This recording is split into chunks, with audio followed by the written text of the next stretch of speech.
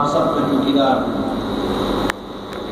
الحمدللہ کے دین کی چوکیداری اگر کسی کو نصیب ہو جائے تو یہ بہت بڑی عزت ہے، بہت بڑا اعزاز ہے۔ اور میں اللہ تبارک و تعالیٰ سے اب یہی دعا کرتا ہوں اور آپ سب میرے لیے بھی یہ دعا کریں کہ جب تک جسم میں روح ہے آخری سانس تک جامعۃ التقویٰ للبنین والبنات کی چوکیداری کے لیے اور ان کی خدمت کے لیے اللہ اس عظیم منصب سے مجھے محروم نہ کرے۔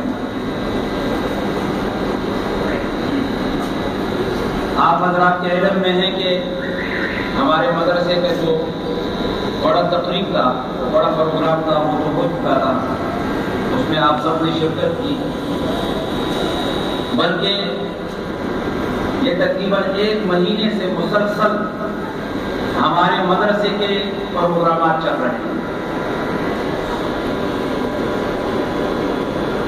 ہمارے جو بڑے ہیں تاکہ ان کو معلوم ہونا چاہیے کہ یہ کوئی معمولی کام نہیں ہے۔ سال کے آخر میں اب دیکھو ہمارا یہ جو جامعہ ہے یہ وفاق المدارس کے ساتھ بھی منعقد ہے، تو ہمارا ایک بورڈ ہے پورے پاکستان، اور مکتب جو ایک ادارہ ہے پورے پاکستان جو قرآن کی خدمت کر رہے ہیں ان کے ساتھ بھی منسلک ہے اور منعقد ہے۔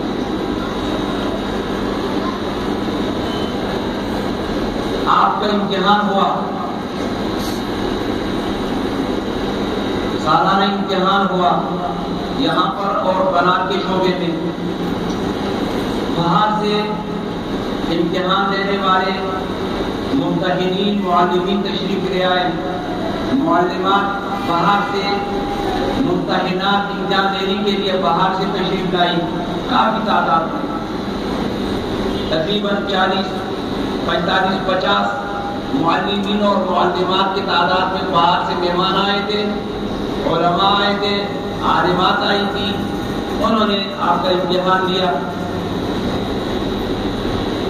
اس کے بعد وفاق المدارس کے تحت حفظ کے جو شعبہ ہے ہمارے افواہ وہ بنین میں ہے یا بنات میں ہے، ان کا امتحان ہوا، اور بنین کے لیے الگ مرکز، بنات کے لیے الگ مرکز، وہاں طلبہ اور طالبات کو پہنچانا پھر ان کو واپس لانا،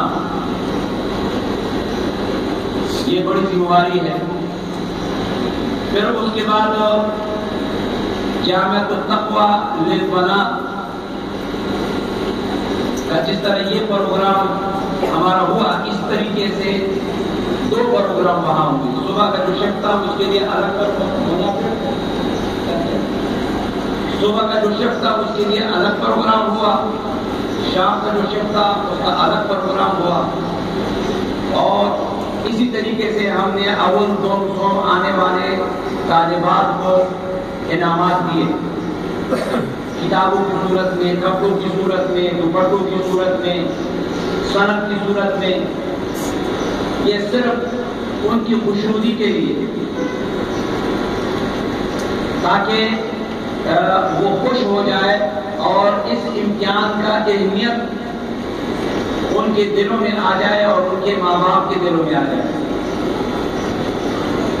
پھر اسی طریقے سے یہاں 2 دن پہلے رات کے وقت تعلیمی والدان کا جو پروگرام تھا وہ بھی ہمارے مدرسے ہی کے ساتھ منعقد تھا، کہ تقریباً 80-100 بوڑھوں نے، شیوخ نے، جوانوں نے، بچوں نے جو تجوید کے ساتھ قرآن پڑھا، 40 دن کا کورس کیا، اس کے نتائج سنائے گئے، پھر مہمان آئے تھے، سب کچھ آپ کے سامنے تھا۔ اور آج الحمدللہ آپ کا جو امتحان ہوا تھا سالانہ، تو سالانہ امتحان میں جو طلبہ، جو بچے ہر کلاس کے اندر اول دوم سوم آئے تھے، ان کے اعزاز کے لیے، ان کے اکرام کے لیے، ان کی خوشنودی کے لیے، ان کے حوصلہ افزائی کے لیے یہ مجلس آج ہم نے قائم کی۔ ہم تو بہت کچھ سوچتے ہیں کہ کس طریقے سے، کس لحاظ سے یہ بچے آگے بڑھے، ایک ماحول بن جائے، ہر گھر میں حافظ تیار ہو جائے، ہر گھر میں حافظات عالمات تیار ہو جائے، ہر نوجوان، ہر بوڑھا، ہر بہن ماں، ہر خاتون وہ صحیح معنوں میں قرآن مجید پڑھنے والے بن جائے، دین کے ساتھ منسلک ہو جائے. اور یہی ایک محنت ہے، اللہ یہ محنت ہم سے لے.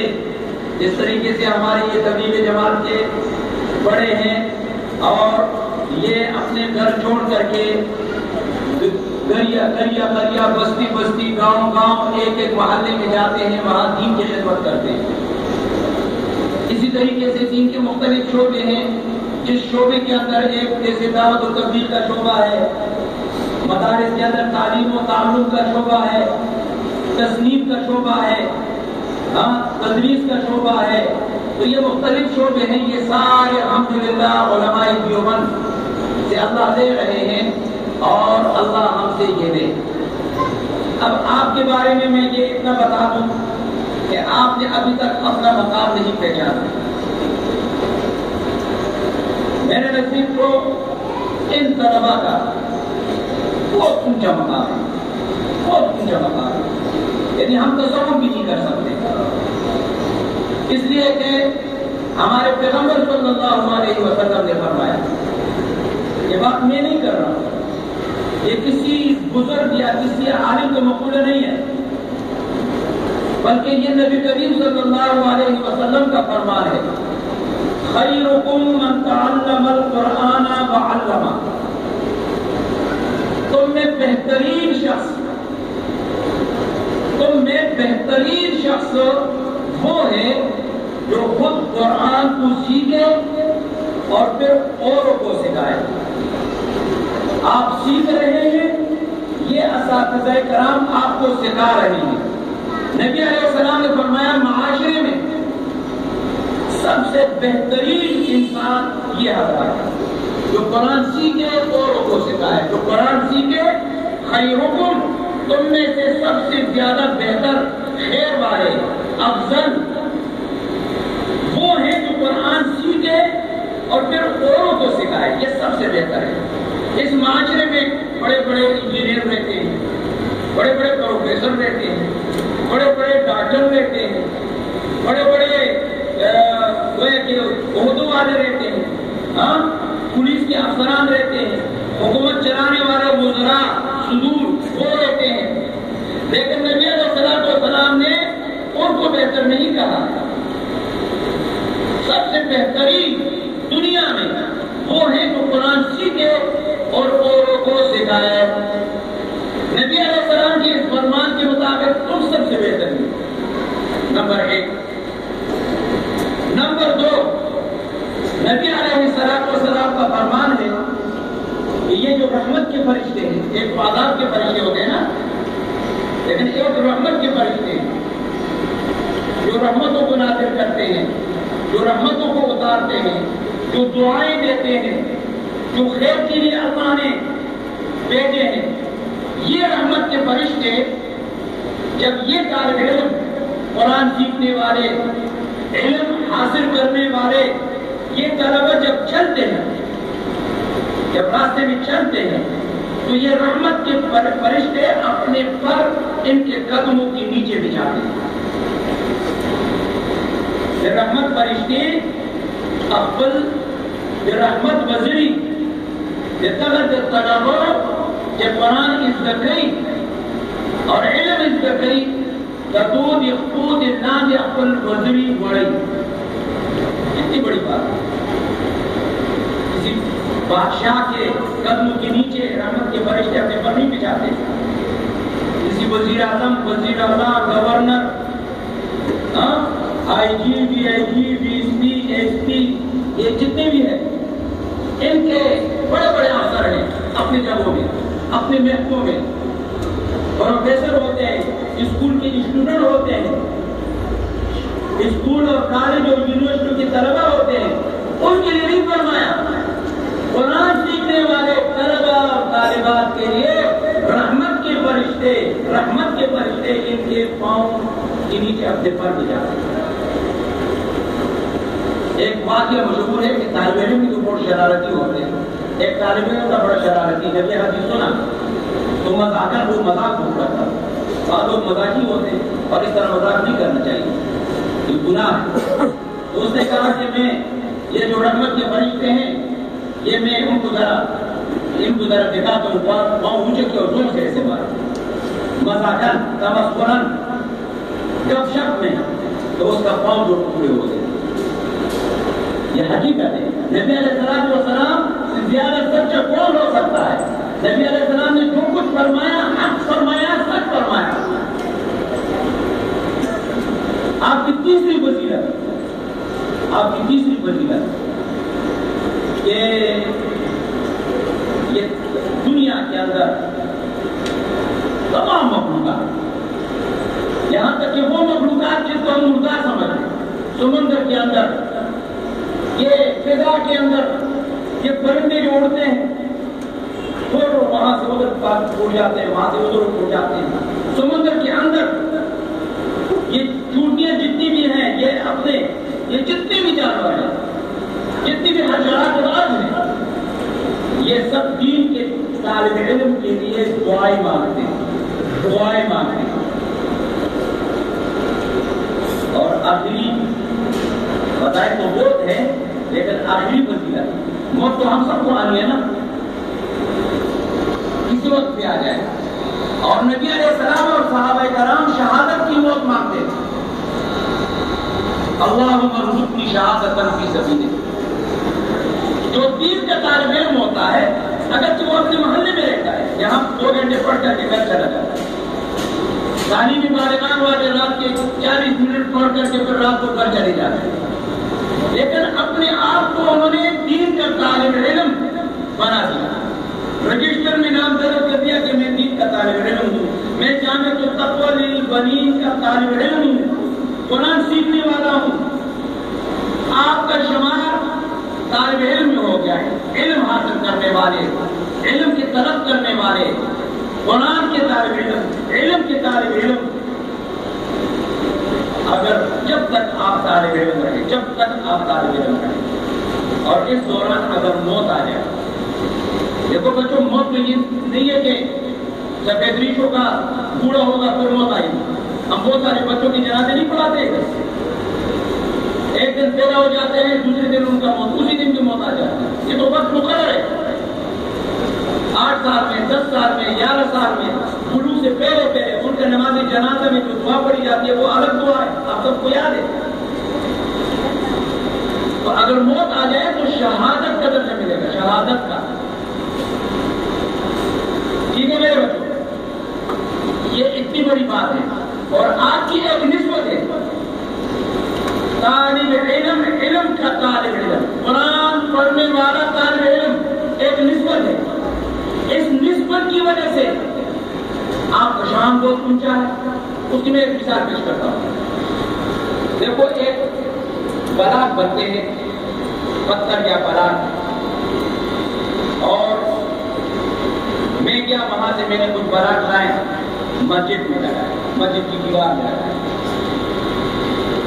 مسجد کی دیوار میں نے لگائے۔ اس بٹی سے میں نے کچھ بلاک لائے اور باتھ روم میں لگائے، غسل خانے میں۔ ایک ہی سانچے کے بنے ہوئے، ایک ہی ہاتھ کے، ایک ہی استاد کے بنے ہوئے بلاک ہے، وہی سیمنٹ، وہی باجرا، وہی سب کچھ، لیکن وہ جو باتھ روم میں اور غسل خانے میں اور لیٹرین میں جو بلاک لگے ہیں وہ ناپاکی کی جگہ ہے، وہ نجاست کی جگہ ہے۔ اور جو بلاک اسی بٹی سے ہم نے لگائے لیکن مسجد کی دیوار میں ہم نے لگائے، یہ بلاک قابل احترام بن ہے۔ سب مسلمانوں کو حکم ہے کہ اس بلاک کا آپ احترام کریں۔ بہت افسوس کی بات ہوتی ہے بعض اوقات، یہ جو مسجد سے اس طرف مسجد کی دیوار ہے، راستے میں لوگ جاتے ہیں اور وہ جو پان وغیرہ کھاتے ہیں، وہ جو ملبہ ہوتا ہے وہ اس طرح مسجد کی دیوار پر پھینک دیتے ہیں۔ یہ کتنی گناہ کی بات ہے۔ مسئلہ یہ ہے کہ اگر یہ ہمارے تبلیغی جماعت والوں کو یہ مسئلہ معلوم ہوگا اسی لیے آپ کے ساتھ مسجدوں میں ہوتے رہتے ہیں. مسجد میں اگر کوئی سو جائے جیسے اعتکاف کی حالت میں یا جیسے ہماری جماعت کے ساتھ اور ناپاک ہو جائے رات کو، ناپاکی ہو جائے، احترام ہو جائے، تو پھر یہ ہے کہ غسل کے لیے جائیں گے. لیکن ظاہر بات ہے یہاں سے وہاں تک جب جائیں گے تو یہ مسجد ہی سے گزرنا ہوگا نا، تو یہ مسجد میں ناپاکی کی حالت میں گزر تو صحیح نہیں ہے. تو اپنے ساتھ ایک پتھر رکھے الگ اور اس سے اس وقت تیز ہو جائے تاکہ یہاں سے وہاں تک آپ جا سکیں. حالانکہ مسجد کی دیوار بھی ہے تو مسجد کی دیوار سے اور اسی بلاک سے آپ کو تیمم بھی نہیں کر سکتے. تیمم بھی آپ نہیں کر سکتے، اس کو اپنی ذاتی استعمال میں آپ نہیں لا سکتے. یہ پتھر، یہ بلاک، یہ دیوار، یہ گرو دیوار محترم ہے، قابل احترام ہے، اس کے ادب اور احترام کا حکم ہے. یہ پاکی کی جگہ ہے، مقدس جگہ ہے. یہ بیت اللہ ہے، بیت اللہ یہ اللہ کا گھر ہے. اس لیے وہ پتھر بھی، وہ بلاک بھی قیمتی بنا، اور وہ بلاک بھی اسی پٹی سے اسی سانچے سے بنا ہوا ہے، لیکن باتھ روم میں لگا ہے تو وہ ناپاکی کی جگہ ہے، اس کو کوئی احترام نہیں. اسی طریقے سے ایک ہی ماں باپ سے 5 بچے پیدا ہو جاتے ہیں. بعض بچے اسکول جاتے ہیں، بعض بچے مدرسے میں داخلہ لیتے ہیں. جو مدرسے میں داخلہ لیتے ہیں ان کے لیے تو رحمت کے فرشتے ان کے پاؤں کے نیچے پر بھی بچھاتے ہیں، ان کے لیے تو سب چیزیں دعائیں بھی کرتے ہیں. ان کا اگر انتقال ہو جائے تو وہ شہید شمار ہوتا ہے، اور جب وہ دعائیں مانگتے تو اللہ ان کی دعائیں قبول کرتے ہیں. میں بعض اوقات جب پریشان ہو جاتا ہوں، پھنس جاتا ہوں تو میں چھوٹے بچے کو پکڑ لیتا ہوں، میرے لیے دعا کرتا. دیکھیے طالب علم ہے، معصوم ہے، گناہوں سے پاک ہے، اور قرآن کا طالب علم ہے، جب یہ دعا کرے گا تو اللہ اس دعا کو ضرور قبول کرے گا. بہت سارے لوگ مجھے محلے کے کہہ دیتے ہیں کہ بھائی آج قرآن خوانی کریں. میں ان سے کہہ دیتا ہوں کہ بجائے ہم اپنے بچوں کو تو کسی کے گھر میں، کسی کی دیوار میں قرآن خوانی کے لیے آج تک ہم نے بھیجا نہ ہم بھیجتے ہیں. البتہ یہاں پر ہم ان کے لیے دعا بھی کر لیتے ہیں، جو قرآن پڑھتے ہیں یہ ختم بھی کر لیتے ہیں. کتنے بچے ہوتے ہیں معصوم بچے، قرآن پڑھنے والے طالب علم، جب یہ دعا کریں گے تو کیا ان کی دعا رد ہوگی؟ دعا رد ہوگی؟ نہیں ہوگی. تو آپ کو بہت اونچا مقام ہے. لیکن یہ جو بڑے ہیں یہ تو چلو ان کا وقت ہو گیا جو بھی ہے، لیکن آگے تم دین کی صفائی بن رہے ہو، تم دین کے صفائی بن رہے ہو، اور ہم زندہ رہے یا ہم دنیا سے رخصت ہو جائے میں. لیکن ایک یہ جو نسبت ہے نا، یہ جو قرآن آپ نے پڑھا مدرسے میں، اس نسبت کو موت تک باقی رکھنا. یہ نہ ہو کہ آپ کے سفید کپڑوں کے اوپر کبھی بھی داغ لگ جائے. دیکھو غلط جگہ میں بہت سارے لوگ کھڑے رہتے ہیں، لیکن اگر میں کھڑا ہو جاؤں عمامہ پہن کر کے سفید کپڑوں میں، لوگ مجھے برا بلا کہیں گے یا نہیں کہیں گے؟ بالکل کہیں گے. اس دن چھوٹی چھوٹی باتیں ہوتی ہے. میں اسکوٹر سے آ رہا تھا اور وہاں پر ایک کام کے لیے تھوڑا سا اترا، لیکن وہ پہنا ہوا تھا، کیا کہتے ہیں اس کو میں نے اٹھا اور میرے ٹوپی اس کے اندر چلی گئی اور سر پر ٹوپی نہیں تھی. وہ سارے لوگ مجھے آواز دے رہے ہو ساری ٹوپی نہیں، وہ کیواڑی ہو ساری ٹوپی سر پر نہیں. میں نے جب دیکھا تو مجھے بھی اپنے آپ کو اتنا نہیں دکھا. اب سارے سر کے اوپر ٹوپی نہیں ہے، لیکن میری ٹوپی سر سے جب اتر گئی سب لوگ کہہ رہے کہ اس آدمی کی سر پر ٹوپی نہیں ہے، اور میں بھی اپنے آپ کو ایک محسوس کر رہا تھا. تو آپ میں اور محلے کے اور بچوں میں، آپ میں اور محلے کے اور لڑکوں میں بڑا فرق ہے. آپ دین سے منسلک ہیں. ہمارے اور آپ کے یہ جامع، یہ سفید کپڑے دور سے داغ نہ کراتے ہیں. اگر لوگ جتنے بھی ہیں لیکن کوئی ان کو نہ دیکھتے ہیں اور نہ ان پر اعتراضات کرتے ہیں. لیکن میں اور آپ، ہمارے یہ اساتذہ کرام، اگر کسی غلط جگہ میں ہم چلے جائیں گے تو سب لوگ اعتراض کریں. مستعجلہ سے اعتراض، بری سے اعتراض، طالبان یہ تاز پر اسی سے اعتراض.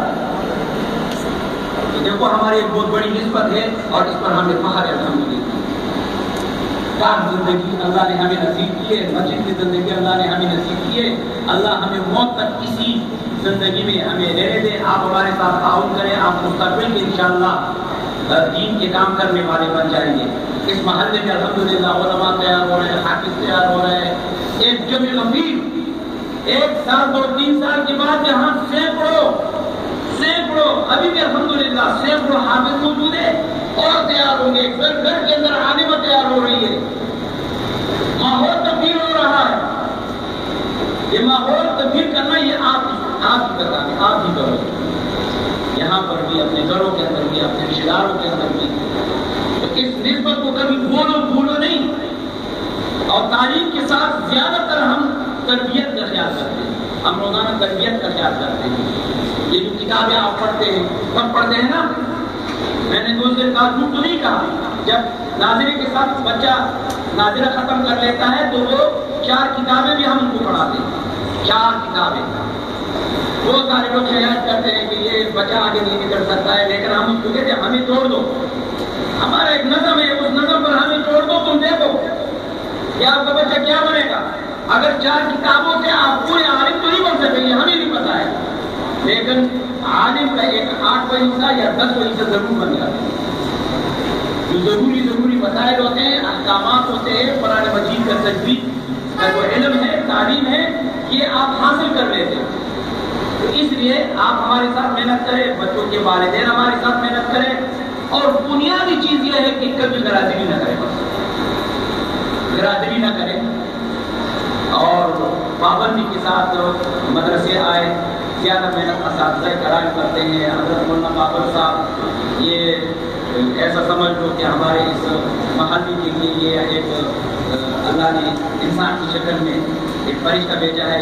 یہ جو دین کے کام میں میرے ساتھ جو دین کے کام میں منسلک ہے نا, میں تو اس کو بزرگ سمجھوں گا, اس کو فرشتے والا صفت سمجھوں گا, اس لیے کہ میرے ساتھ دین کے کام میں میرے ساتھ خدمت کر رہے ہیں, دین کے ساتھ میرے ساتھ منسلک ہے. یہ جتنی بھی اساتذہ کرام میں بیٹھا ہے, یہ آپ کے استاد ہیں, آپ کے روحانی باپ ہیں. اور آپ تو یہ جس معنوں میں یہ آپ کے تربیت کر رہے ہیں, آپ اس طریقے سے اپنے جو ہے تو آگے بڑھنا ختم کرو. اب کیا ہمارے جو بزرگ ہیں ان کے ہاتھوں پر یہ نام